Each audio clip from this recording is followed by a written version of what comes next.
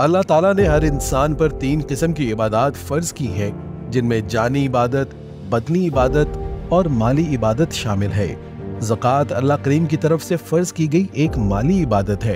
हदीस शरीफ में भी दीन इस्लाम के 5 बुनियादी अराकीन में ज़कात को अहम तरीन रुकन करार दिया गया है।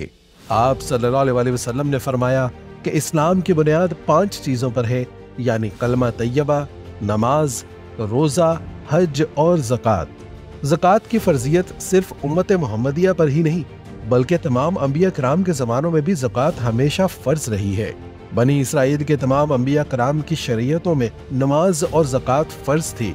हज़रत ईसा अलैहिस्सलाम ने जब अपनी वालदा की गोद में कलाम किया तो फरमाया, मेरे अल्लाह ने मुझे हुक्म दिया है कि मैं उसकी नमाज पढ़ूं और ज़कात अदा करूं जब तक कि मैं जिंदा हूं। खुदा ताला ने कुरान करीम में तमाम पैगम्बरों को नमाज का एक इज्तिमाई हुक्म देते हुए फरमाया, और हमने तमाम अंबिया कराम को बज़रिए वही हुक्म दिया तमाम अच्छे कामों के करने का और नमाज पढ़ने का और ज़कात देने का। कुरान करीम में अल्लाह ताला का इरशाद है कि ऐ मेरे प्यारे पैगम्बर, अपने असहाब के माल से सदका ज़कात वसूल कीजिए और उनके मालों को पाक कर दीजिए। आप सल्लल्लाहु अलैहि वसल्लम का इरशाद पाक है कि ज़कात इस्लाम का खजाना है। इस्लाम में ज़कात हर साहिब निसाब पर फर्ज है और ज़कात न देने वालों के लिए सख्त वईद है। हजूर अकरम सल्लल्लाहु अलैहि वसल्लम ने इरशाद फरमाया कि उस शख्स का कोई दीन नहीं जो नमाज नहीं पढ़ता, और उस शख्स की कोई नमाज नहीं जो ज़कात नहीं देता। ज़कात का नसाब ये है कि अगर किसी शख्स के पास 7.5 तोला सोना या 52.5 तोला चांदी हो, या उसी मालियत के करेंसी नोट हो, या सामान तजारत हो, या फिर ज़रूरत से ज़ायद इतनी मालियत का सामान मौजूद हो, तो उसे साहिब निसाब कहते हैं और उस पर ज़कात फ़र्ज हो जाएगी। जबकि साल गुजरने पर इसके लिए 40वां हिस्सा अल्लाह की राह में खर्च करना भी फ़र्ज हो जाएगा। ज़कात का ये हिस्सा फ़ुक़रा, मसाकीन, आमलीन और गुलामों की आज़ादी के लिए, मकरूज़ों का कर्ज अदा करने, अल्लाह ताला की राह में निकले हुए लोगों और मुसाफिरों के लिए है। ज़कात से तज़किया नफ्स भी होता है।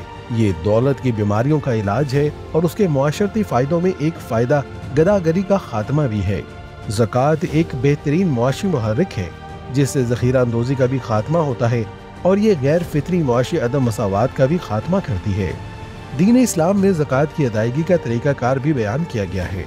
हर साहिब निसाब शख्स पर जब उसके माल पर 1 साल गुजर जाए तो ज़कात निकालना फ़र्ज हो जाता है। अब अगर नियत ज़कात करके एक ही दफ़ा ज़कात निकाल कर तकसीम कर दी जाए तब भी दुरुस्त है।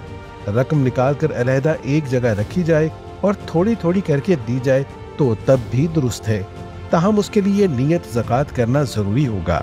अगर सारी ज़कात निकाल दी गई हो और तकसीम भी कर दी गई हो तो अब जब साल गुजरेगा तो तभी अदायगी ज़कात फ़र्ज होगी।